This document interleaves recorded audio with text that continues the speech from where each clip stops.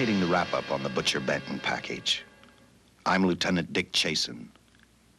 This hadn't been a routine case, and to find the answer, I've had to put a lot of little pieces together. It began on the day most cases can be called closed. It was the day before the butcher was to be executed. He was visited by his attorney, Paul Lowe, in the death house. It was at this first meeting the Butcher Benton case took its first switch. Well, that's it, Butcher. The evidence against you was so strong, the governor turned down your appeal. You're a rotten liar, Lowe. You started railroading me from the beginning of the trial. And now you're still trying to throw me curves. Look, I don't blame you for being edgy, but get this straight. I didn't double-cross you. I never worked harder for a client. You mean you never worked harder for a client to get him sentenced? You were a fool, Butcher. If you hadn't tried to double-cross Squeamy Ellis and Joe Marcelli, they wouldn't have turned state's evidence against you. But you had to get greedy. You wanted to keep the whole $600,000 for yourself. Well, the boys got sore, and I don't blame them. It was all your idea. You planned the whole job. You hired us. When you found out I'd staged the money, you decided it was time for me to die. You got those two crumbs to turn state's evidence on me. You stinking rotten mouthpiece. We both know that isn't true, Butcher. Now, look, what's the sense in not giving me the money? It's not gonna do you any good. Well, I'll have the satisfaction of knowing that none of you three crumbs are gonna spend it. What about Eva? Don't you owe her something? You tell me where the money is, I'll see that she gets your share. I've got a different idea. I'm gonna kill you and Squeamy and Joe. Then I'll take care of Eva myself. You thick-headed ape, you're gonna die tomorrow. Remember what I said. I'm gonna get you, all three of you. Even for you, Butcher, that'd be quite a trick. So long, dead man. Remember what I said. I'm gonna kill you, all three of you.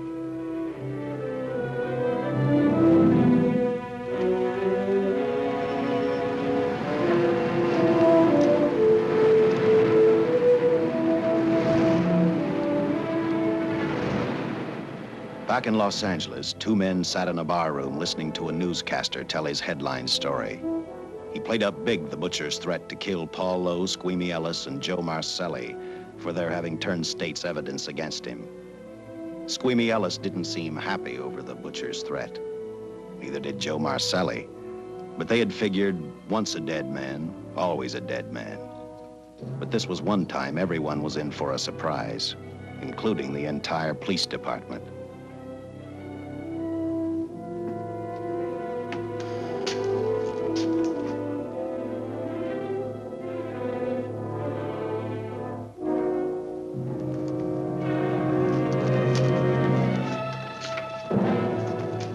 Seen the headlines, Captain? Teletype just came in from San Francisco. Butcher's execution is set for 5 o'clock this afternoon. And like the newspapers say, he still refuses to talk about that stolen money. Well, I still have hopes of coming up with something. That's what I dropped by for, Dick. With Butcher's execution, the department's marking it case closed. That means you'll be reassigned. I've spent a whole year trying to break this case. As far as I'm concerned, Butcher's death is just the beginning.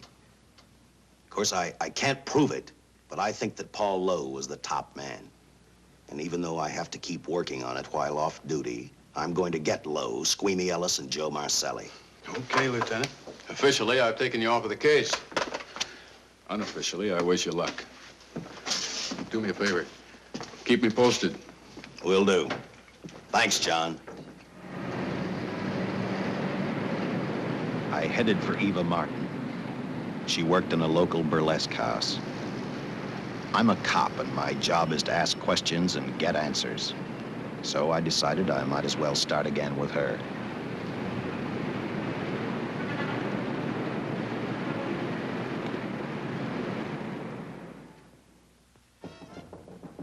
Come in. Oh. What do you want? I'd like to talk to you. Talk? You're a cop, aren't you? That's a good question. I can't even find a 3-ton armored car, let alone the $600,000, and I've been on the case a year. I've told you, and I've told you, and I've told you. I don't know anything about the money. I never did. Benton's gonna be dead in a little while. I thought it might make a difference. I never knew anything about the money. Call me dumb. I didn't even know Charles was in the rackets until the trial. Now, take it easy, kid. You're on, Eva.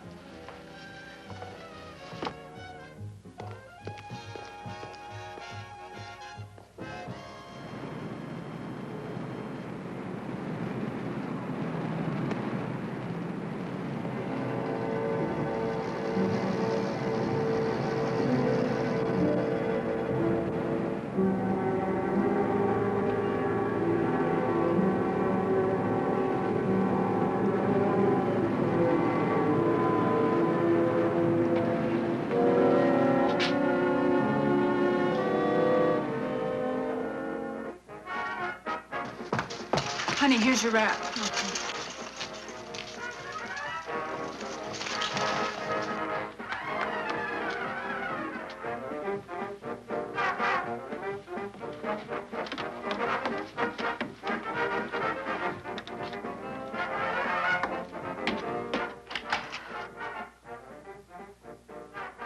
A few moments ago, Butcher Benton, without revealing the whereabouts of the $600,000 stolen in the armored car holdup, paid for his crimes against society in the gas chamber at San Quentin. Now for a look at the international scene. Today... Come on, baby. Don't waste tears on Benton. I feel so badly about Charles. If I'd known, maybe I could have done something. How about a drink? We could both use one. An artist can't drink while she's working, Paul. Boy, see.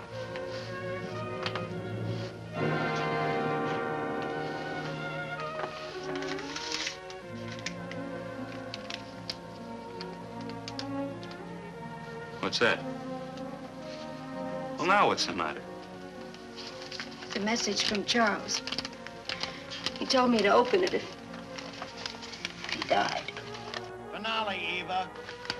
All right. How about a steak after the show? No, thanks. Not tonight, Paul.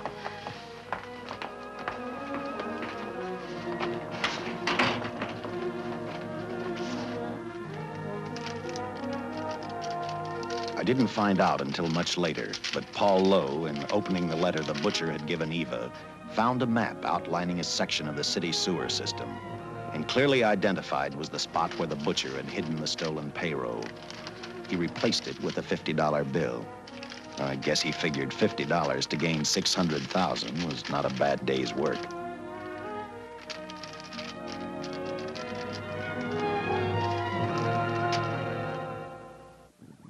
And a few hundred miles away in San Francisco, the case took another switch, which turned the next 72 hours into one long, hideous nightmare.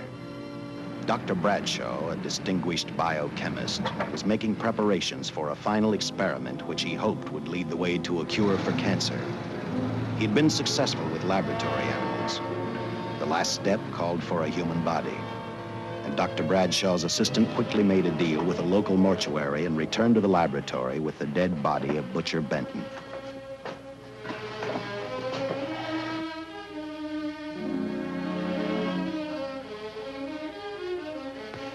You made good time. Well, I didn't waste any. Any trouble? No, I just handed the money over and moved the body into your station wagon. That was that. Good. Get a syringe.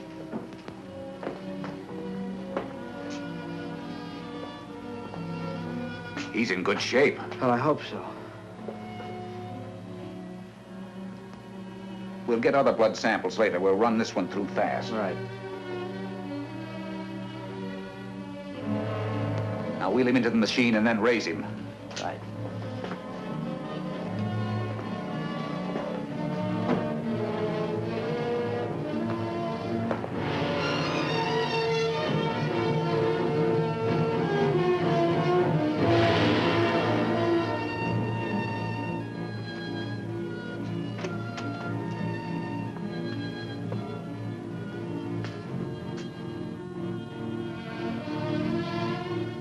Ready? You mean you're going to give him 287,000 volts? Yes, yes. I'll get the fluoroscope set. We'll check with that before we start dissecting. Turn off the lights.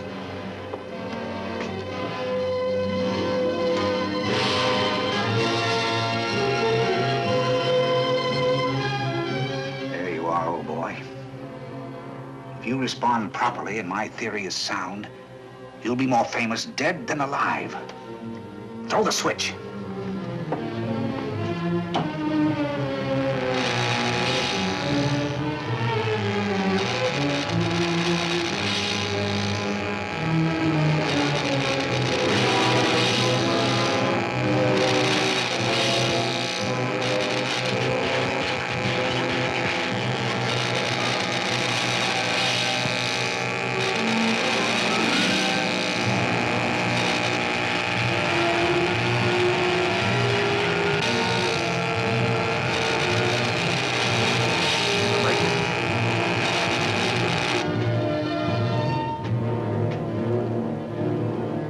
Wait, I thought I saw a pulsation of the heart.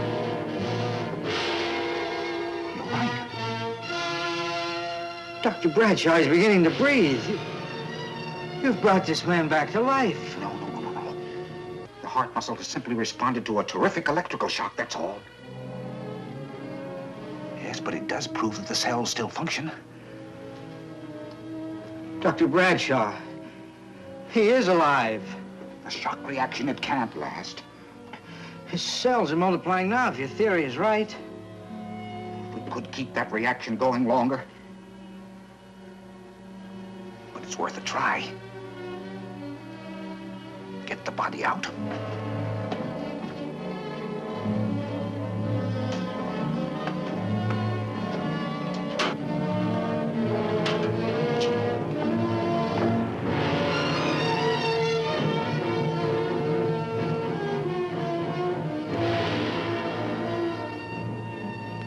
Get some adrenaline from the supply room. Some amyl nitrite, too.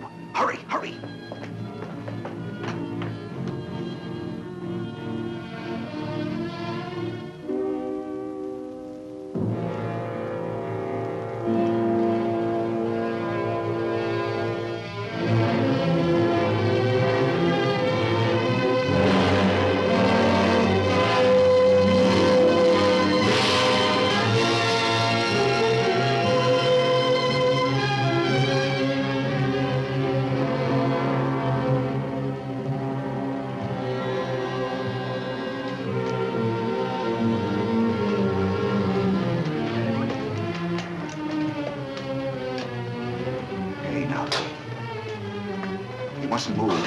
Your heart can't stand the strain.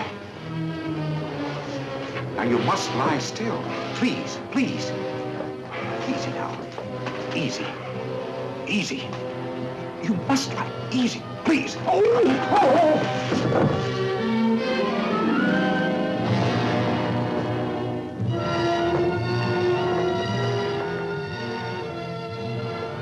Dr. Bradshaw's experiment had given life back to the butcher. He tried to talk, but the electrical voltage had burned out his vocal cords. Yet it hadn't destroyed his brain. He knew who he was. He knew who he hated. As he stumbled about the room, I think he thought only about one: kill Lowe, Squeamy, and Joe Marcelli. The tremendous electrical voltage that Dr. Bradshaw had given the butcher had increased his cellular structure to the point where he was no longer a man. Dr. Bradshaw's experiment had created a vicious, brutal animal with an almost inconceivable amount of strength. Dr. Bradshaw must have believed the butcher's regained life would last for only a few minutes. Therefore, instead of calling for help, the doctor decided to handle his creation alone. Now, easy, Benton. Just relax. I'm a doctor. I want to try to help you. Do you understand me? You're in my laboratory. The execution was carried out and you were declared dead. I tried an experiment on you and brought you back to life, although I didn't intend that.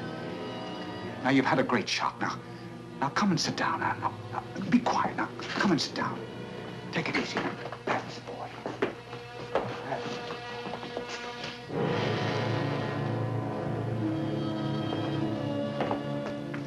Careful. His reactions are violent. How do you explain this? Each cell must have multiplied 100 times, perhaps thousands. His strength is unbelievable. No, it's too late for the amyl nitrite.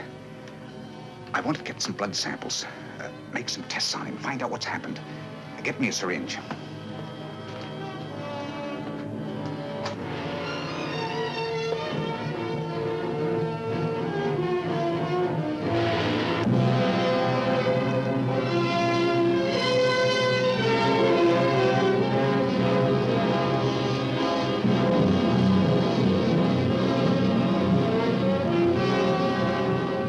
Why won't the needle penetrate the skin? Tissue must be nearly a solid mass of cells.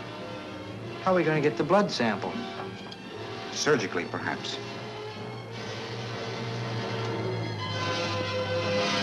Now, easy, man. Take it easy.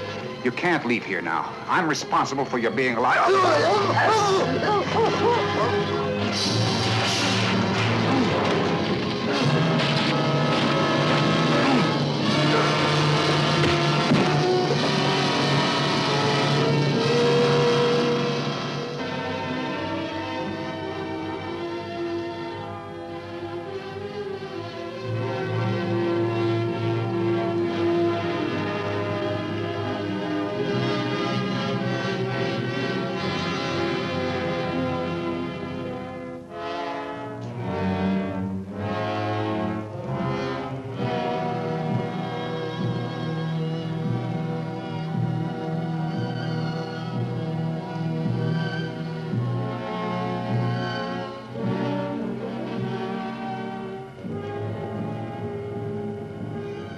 Towards the end of this case, Captain Lauder and I found out the doctor and his assistant had been murdered. But I'm getting ahead of my story. The butcher didn't know how he had been brought back from the dead, and he didn't care. All he knew, he was alive. Then this monster-made man started thinking about Los Angeles.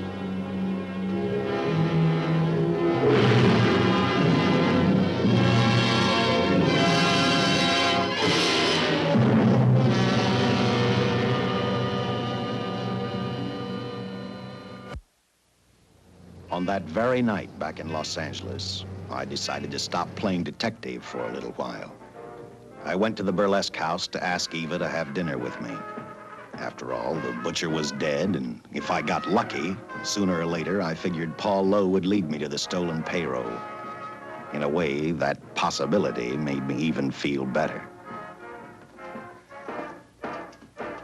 It's not fair to watch the show from backstage. Next time, I'll pay admission. I take it by that remark you like my routine. Yeah, you're pretty good. What I can't figure out, though, is why you stay in a place like this. It shouldn't be hard for someone like you to get a job in a class spot. If you weren't a detective, I'd be willing to bet with a line like that your next remark would be, how about dinner?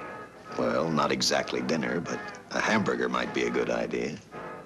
If you're asking in an official capacity, I can't say no. I'm off duty. For the past 6 months, all I've ever called you is Lieutenant Chasen. Do you have a first name? Uh-huh. Dick. Give me 10 minutes for a quick change, because you just made yourself a date, Lieutenant. I mean, Dick.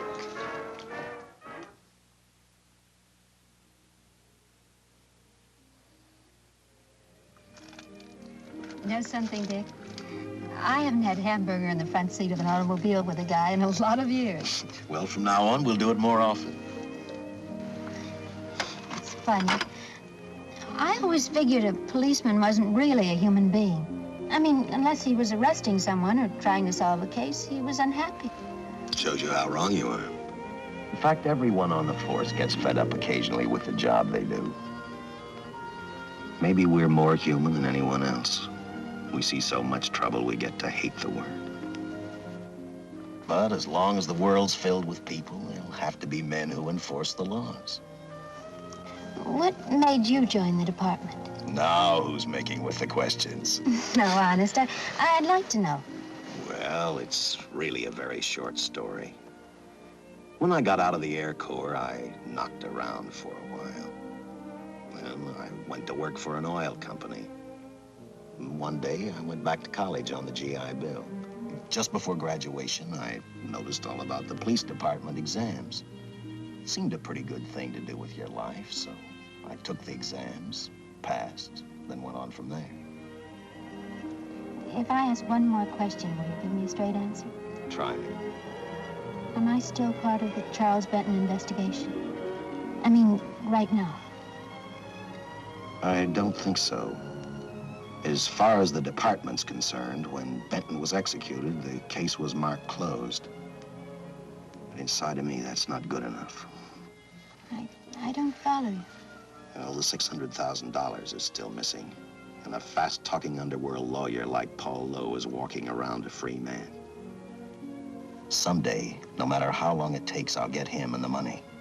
Until I do, the Benton case for me is not closed. I give you my word, Dick. Charles Benton never told me anything about the money. Oh, I've been sure of that for a long time. But how did you ever get mixed up with anyone like the butcher? As trouble ever started, just happened. I had a roommate who used to date Benton all the time. One day she packed and left for Chicago. Benton carried a torch for her, and he used my shoulder to cry on. First thing I knew, we were having dinner together, and a few weeks later, I was labeled by the police as this #1 suspect and Benton's girl, but it was never like that. I made only one mistake. I felt sorry for him. You mean, until he was arrested for the robbery and the killing, you had no idea how he earned a living? I know this is going to sound crazy, but I only went out with Benton a couple of times, and all we ever talked about was Madge, my old roommate. The last time I saw him, he tried to get too friendly, and that's when I told him he had the wrong girl. But like I said, I'd already made my mistake. What about the burlesque house? How do you two fit together? You sound like a lot of other people. I left a small town a couple of years ago because I won a beauty contest, and the first prize was a screen test. Da, da, da, da. After which, nothing happened? That's right. Only, it was pretty rough. And then one day I read an ad about girls wanted for a burlesque show. I auditioned and I got the job. You know something? It's like any other job. If you're looking for trouble, you can find it even in a schoolroom. Well, when the screen test didn't work out, though, why didn't you go on home? Well, first you have to have a home to go back to. My folks are dead, so Los Angeles was as good as any place else. I don't know about you, but I do 8 shows a day, and at this hour, I'm bushed. I know what you mean. Mind if I drive you home? No. And I'll tell you something else. I haven't minded anything about tonight. Not even the hamburger. I kept playing tag with Lowe. He made 4 telephone calls. 3 of them didn't interest me, but one did. The one to Joe Marcelli. I watched Joe head for his meeting with Lowe, and for some unknown reason, I began to get the feeling that this case was finally about to explode in my favor. You see what I mean? Well, look at that, will you? I seen him stagger on 2 legs, but he's doing it on 4. Shut up, you flea bag. Well, look who's calling names. At least I ain't a squealer, a stoolie. Ha! I warned you before. All right, Harry, that's enough. I'll take care of him. I want to talk to him. Okay, Mr. Lowe. But any future business you've got with this psycho, take care of it upstairs in your office. If you keep showing around here, sooner or later he's going to get slugged, cripple or no cripple. All right, shut up, Joe. Sit down.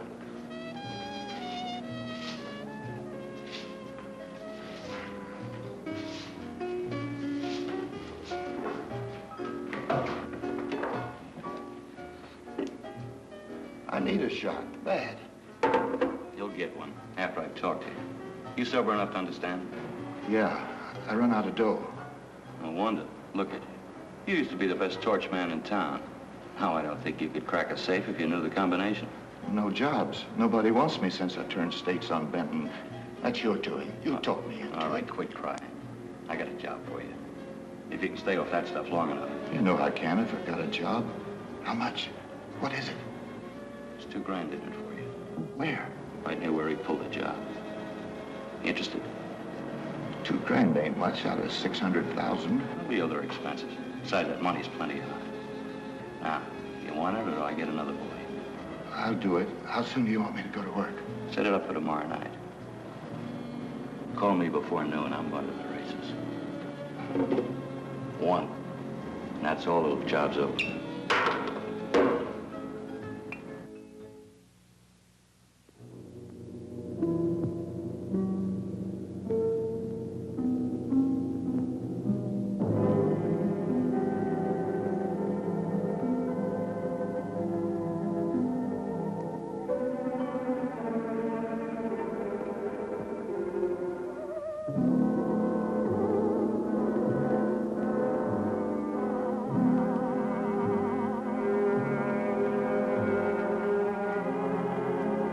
The butcher was walking slowly toward Los Angeles.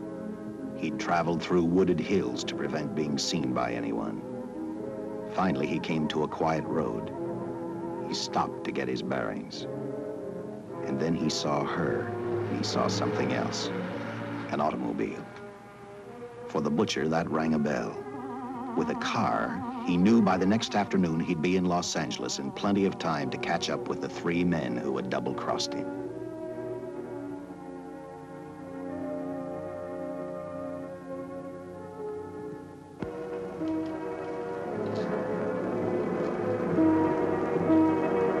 Well, see, you're a real gentleman to be helping strangers in distress. I hope you don't mind me using the babe here as bait. Quite a dish, isn't she? But that's what she gets paid for. Bait, that is. Yes, sir. She's a real shaker artist of my outfit. Carnival man myself. Just call me Connie.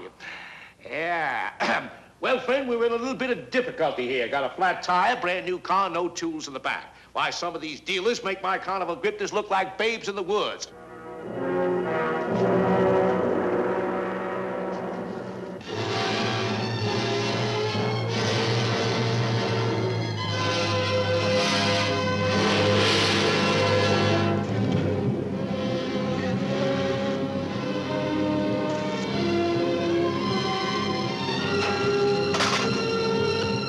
Some Gilhooly. Say, who you with, friend? Let it down. Let it down. No matter who you with, friend, believe me, I can do better for both of us. I'll make a fortune for the both of us. Oh!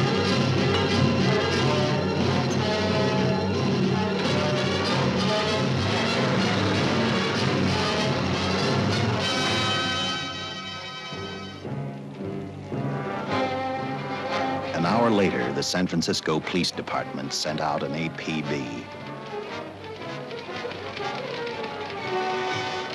Squads were sent to various parts of the countryside.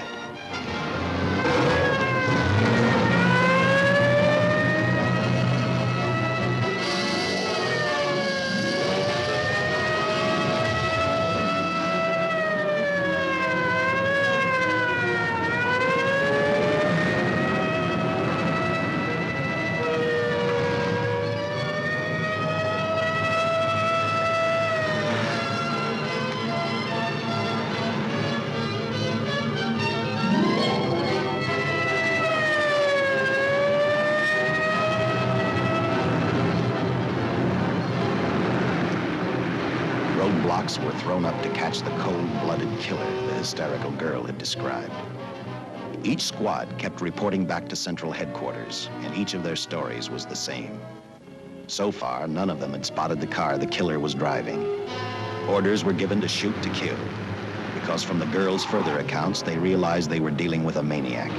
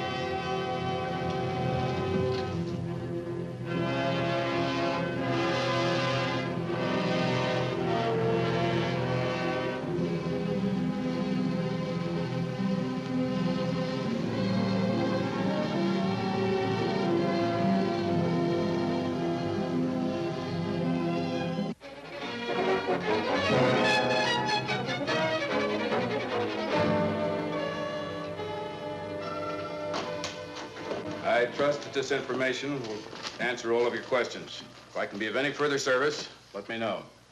Sincerely, J.I. Louder, Captain Police, L.A. Here's another all points from CHP, Captain.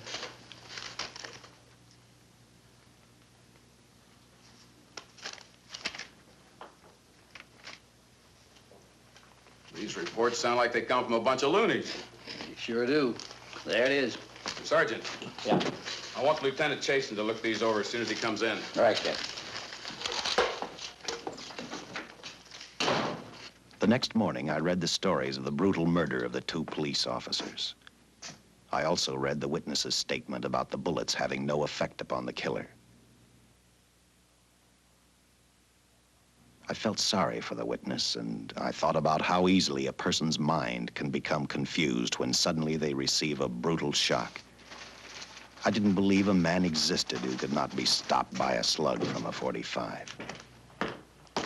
Good morning, Captain. You and the rest of the force are going on 24-hour duty. Seen the headlines? You mean this guy that's running amok up north? Yeah, the latest report, he's killed 2 police officers. Made a getaway in a green coupe heading south. I've got a hunch this killer's gonna be our baby. He could be in town right now. Yeah. You better get started, Lieutenant. Okay. Any new leads on that holdup money? I think the girl can probably be counted out. If any of the others are wise, they're keeping mighty quiet. Well, let it ride for now.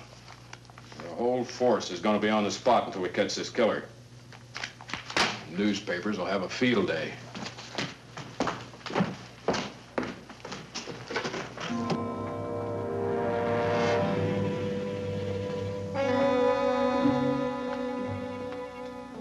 We were wrong about 2 things. The killer was already in our city, and we didn't know he was Butcher Benton. He headed straight for Eva Martin. He went to her dressing room to get back the map he had left in the envelope with her. He wanted first to check his money, then catch up with Lowe and the others.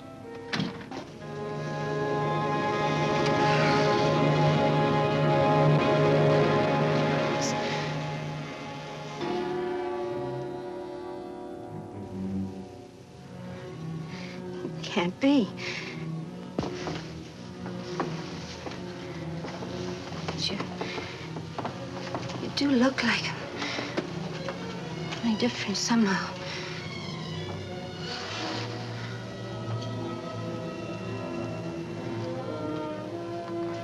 It is you.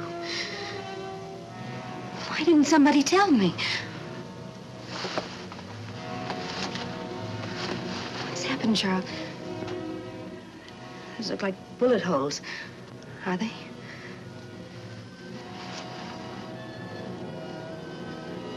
There isn't even a mark.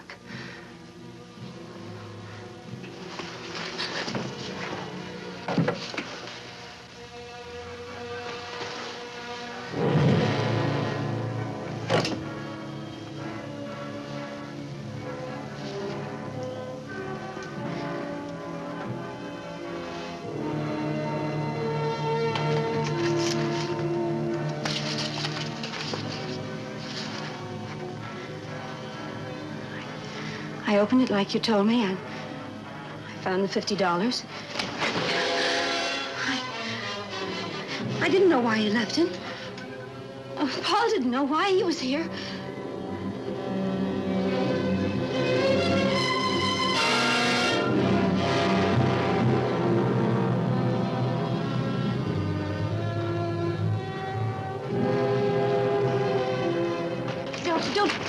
Don't get crazy. The name of Paul triggered his hate. He left her dressing room and started for Squeamy Ellis and Joe Marcelli's place. Because he knew, with them out of the way, Paul Lowe couldn't open the strongbox where the money was hidden. He thought of Squeamy and Joe first. He was saving Paul Lowe for last.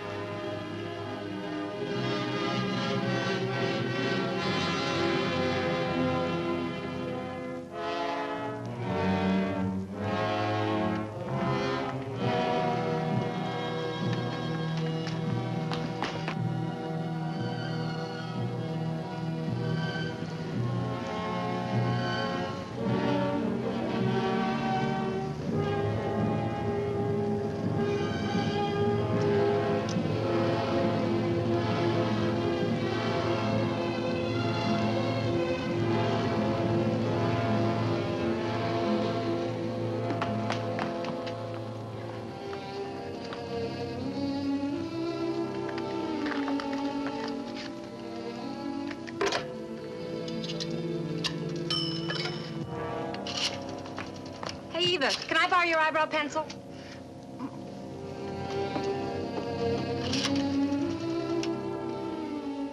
Operator, get me police headquarters. Lieutenant Chasen, please. When do you expect him? Well, tell him Charles Benton is alive, and even bullets can't stop him. I'm not crazy. Just say a friend of Charles. He'll know.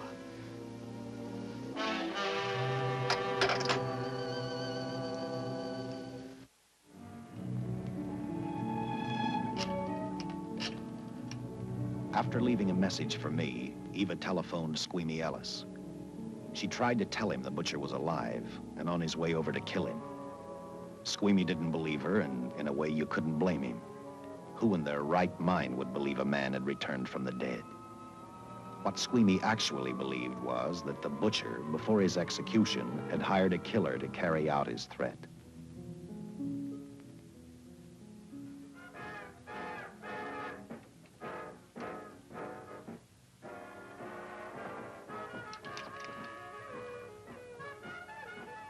You sick?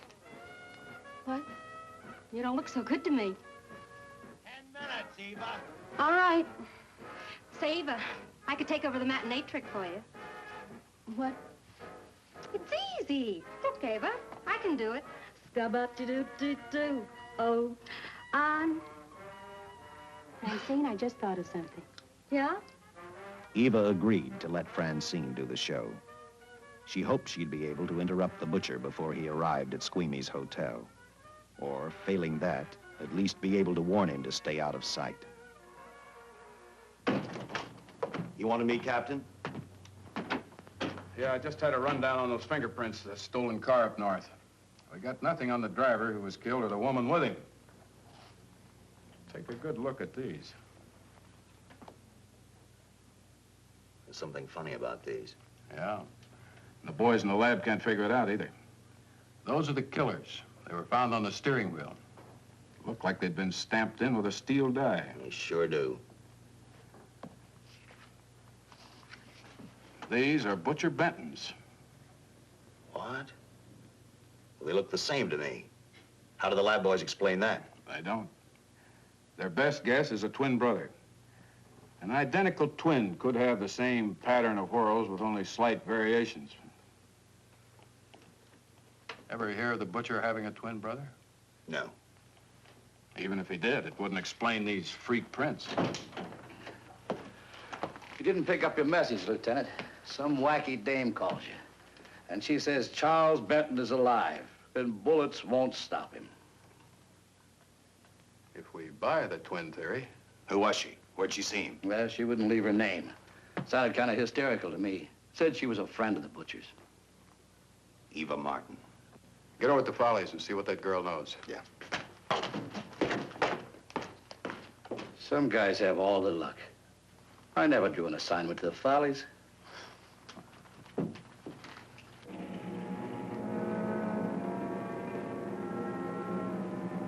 Meanwhile, the butcher headed for Squeamy's hotel.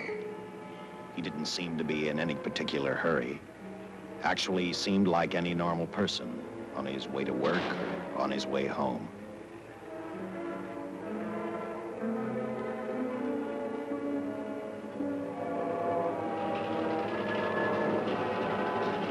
He rode up Angel's Flight, arrived at the top, scanned the hotel building, and then noticed the only exit from Squeamy's apartment, a fire escape.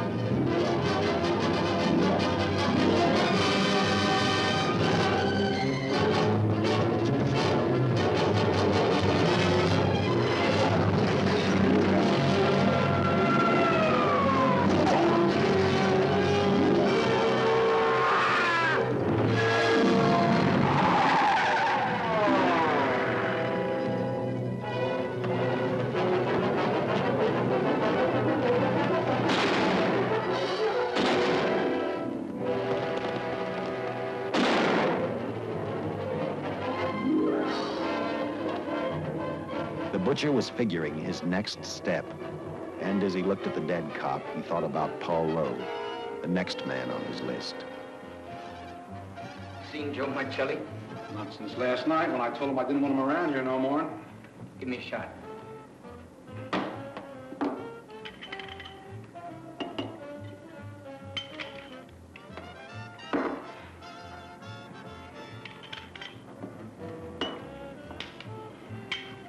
Look, I need help. Just found out that Benton's hired a killer to get me. He's after Joe, too. Well, then drink up and get out. I don't want no trouble around my place. You're a real pal. Drink up and get out, I said.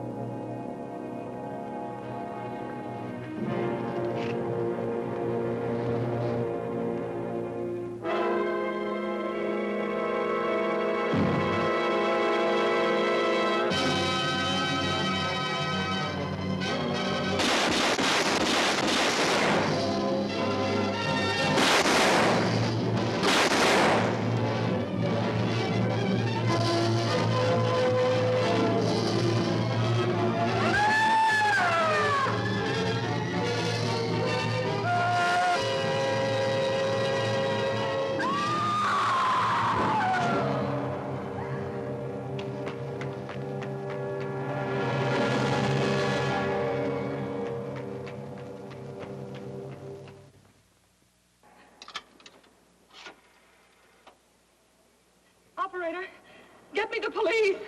Police! Yes!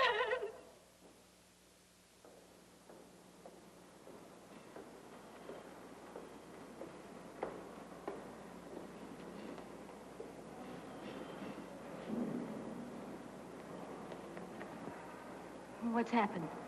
A guy named Squeamy got thrown from the 5th floor. He's deader than a mackerel. Customer of mine. You mean Squeamy Ellis? Yeah, that's it. Just Squeamy. No one else was killed. Ain't one enough?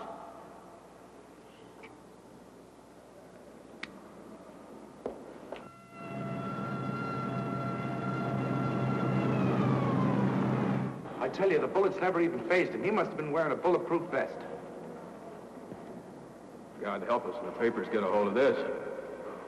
Keep an officer on duty here till you hear from me. We'll get a stakeout on Joe Marcelli. I'd like to talk to Joe.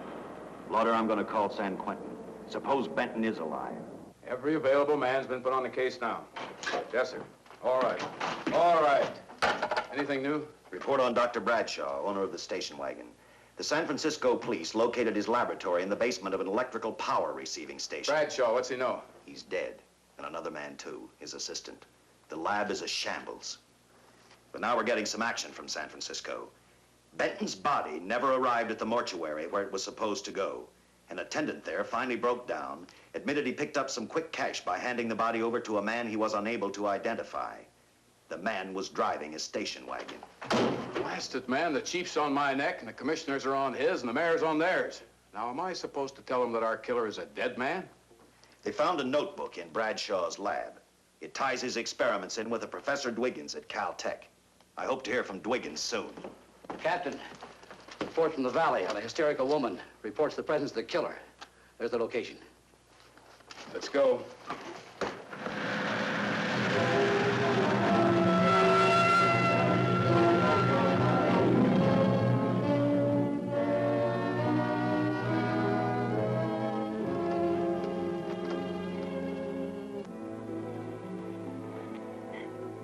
You and your boyfriend had a little fight, and he got out of the car to take a walk.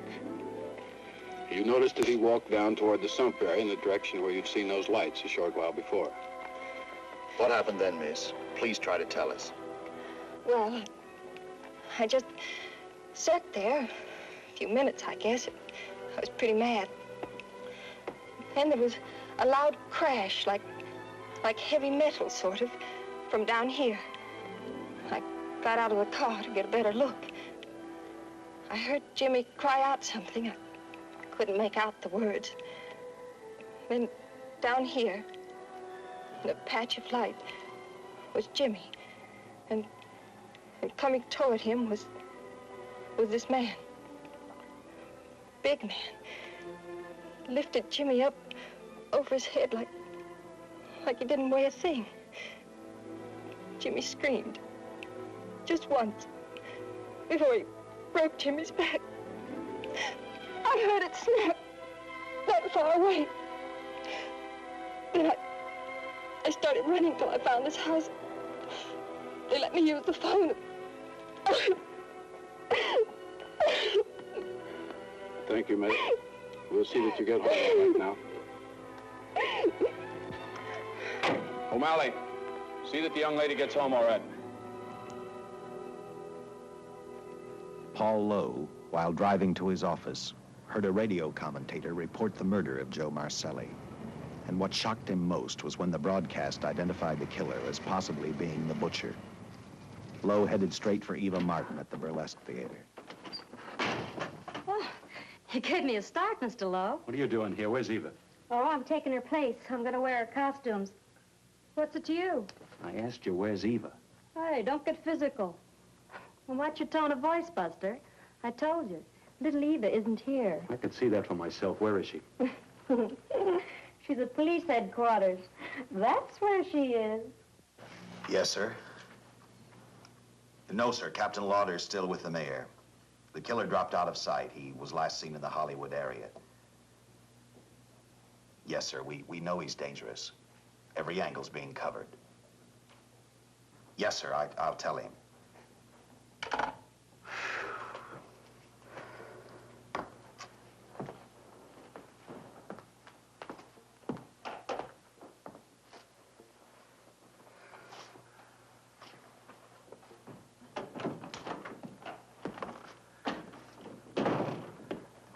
Here, see how these fit. Low heels. I'm sorry. It's the best our wardrobe department can afford. Any idea how soon the captain will be back? Now, look, I'm going to see the captain. I'll have to wait here all night. Paul.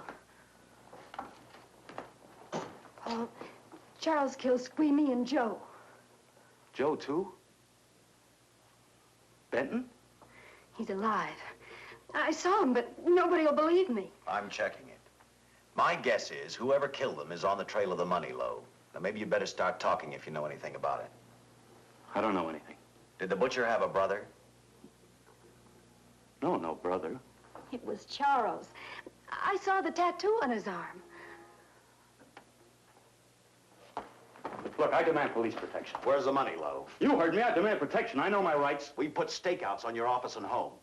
Well, that's not enough. It's enough as far as we're concerned.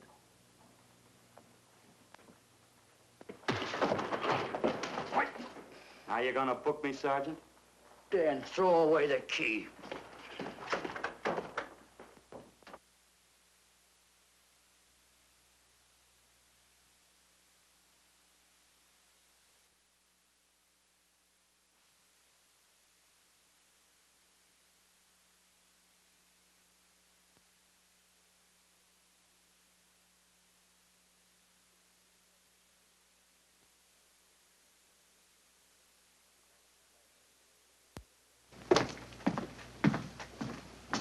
Thank you.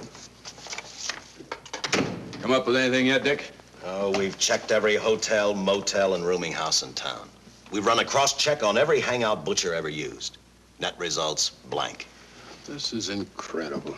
We not only discover a dead man turned killer, but it's beginning to look like he plays ghost, too.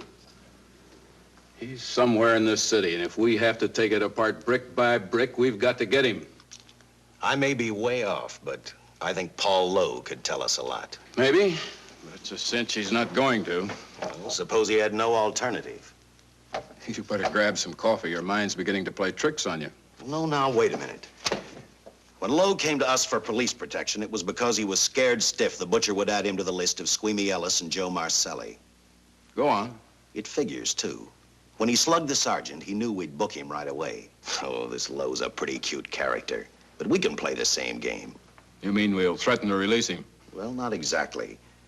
You tell him you realize that he was excited, that throwing the punch was accidental. Tell him we're not going to make a charge, that he's completely released. Lieutenant, you know we can't do that. Lowell made his first mistake when he hit the sergeant, and that'll get him a year. As far as the department's concerned, at least it's a small victory. If my hunch is right, Lowe won't want to be on the streets with the Butcher looking for him. And he may talk, and talk a lot. Enough maybe for us to get rid of him permanently. Even lead us to the Butcher. If he's frightened enough, that might work. But if it doesn't... No, Dick, I'm not going to release him. I want him out of my way so bad I can taste it, but not bad enough to be responsible for getting him killed. The good thing about that, Captain, is the fact we know it, but Lowe doesn't. Let's give it a try. All right, Lowe. Come on out. I think you'll find everything in there. You're free to go, Mr. Lowell. Wait a minute. Who do you think you're kidding? You arrested me for assaulting an officer. Court, I'll plead guilty. With luck, I might get off with 6 months. For a lawyer, you're forgetting a very important point. If no charge is made, there's no trial. It was a tough day for everyone. We figured your nerves were on edge, and when you threw the punch, you didn't know what you were doing. I've squared everything with the sergeant. It's all over, all forgotten. Yeah? Why'd you bring a stenographer? Simply because I wanted a record of our conversation at the time of your release. Okay, Lowell, let's go. Oh, wait a minute. Once out on those streets and I'm a dead man. You let me go, you'll be responsible for murder. Oh, come off it, Lowe. You're imagining things. You know the Butcher threatened to kill me. You set me free, he'll do it. Well, that's just a risk we'll have to take. But the way I look at it, Mr. Lowell, you'll be okay. Look, Captain, I'll make a deal with you. You keep me here, and I'll tell you how to recover the money. Maybe even catch the Butcher. No deals, Lowell. You'd probably tell us anything just to stall for time. Come on, let's get out of here. Now, wait a minute. All right. I'll tell you the truth. Start taking this down. I, Paul Lowe, hired Butcher Benton, Squeamy Ellis, and Joe Marcelli to pull off the armored car holdup. And then Lowe continued with his confession. He told us about finding the map. He showed us the exact location of where the Butcher had hidden the stolen payroll. And he gave us a most important answer. The explanation as to how the Butcher was able to elude detection. His means of escape was the sewer system beneath our city.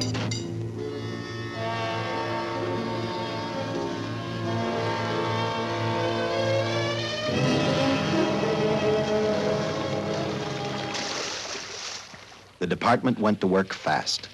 Every police squad in the city was detailed to cover a specific area. Every entrance and exit to the Los Angeles city sewer system of 700 miles was covered. Captain Lauder and I, along with several other squads, headed for the entrance where, according to the map, Butcher had hidden the money. Our job was to stop him, and that made me think of one specific question. When we found him, could this monster be stopped? I, for one, wasn't sure.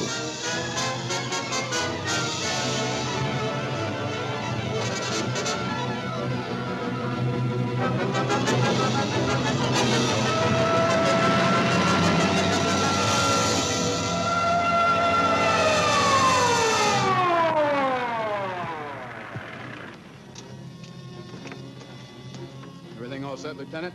City engineers mapped out each possible exit. The squad of officers are spotted at every point. If the Butcher can be caught, now's the time. Well, after I talked to Caltech, I called on the fire department for a little help. The professors thought a flamethrower might stop him. Flamethrower? I suppose their boys have had a chance to join our squads by now. I see we have one with us here. Have you thought about what'll happen if this doesn't work? No. I've been praying too hard that it will work.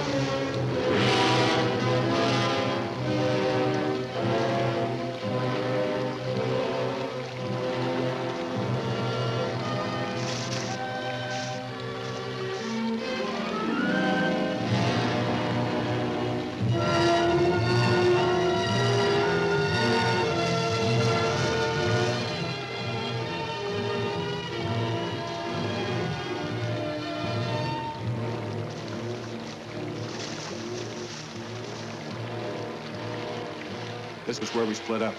I'll go straight ahead.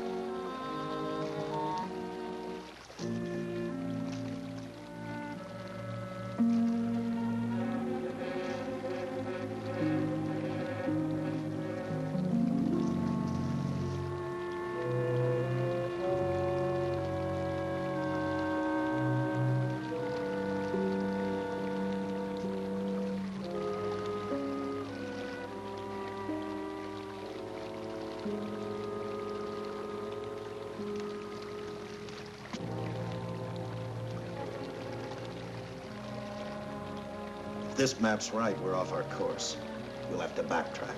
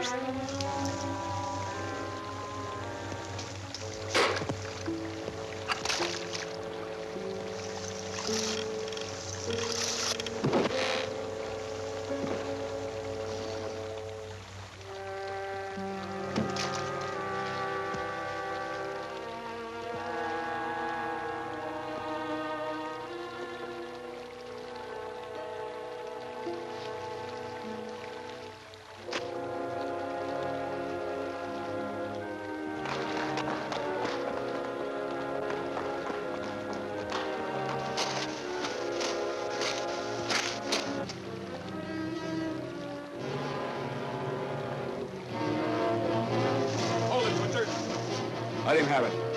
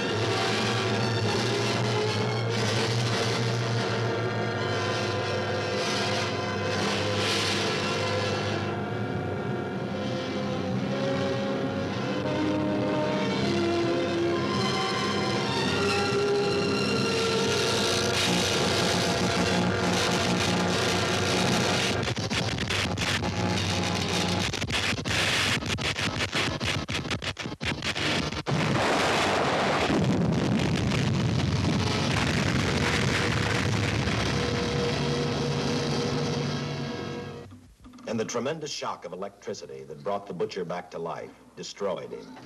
The $600,000 stolen in the armored truck robbery has been recovered. Case closed. Well, here are the scientist's comments for your records. I had to fill in a few spots with my own guesses, but I guess that's about the size of it. Did you get any sleep? Oh, some. Not much. How's the girl today? Well, I called the hospital about an hour ago. She'd gone. Gone? Where?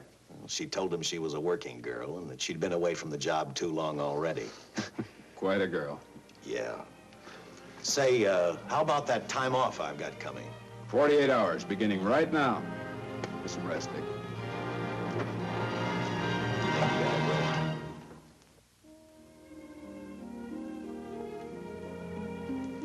know something, Dick?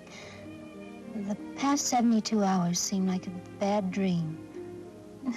That rest in the hospital today really gave me a new lease on life. Now that it's over, I can't believe it actually happened. The important thing is to remember it is all over. I suppose you'll be assigned to another case. I'll have to give up hamburgers in the front seat of the car for steaks in a restaurant. No, I've thought about that. In fact, I decided to do something about it. I started by talking the captain into a short holiday, and just about an hour ago, I got you fired. What? What did you do that for? I figured that being my wife would take up all of your time. Even if I wanted to say no, I couldn't. You're not supposed to say no to a detective. I figured that, too.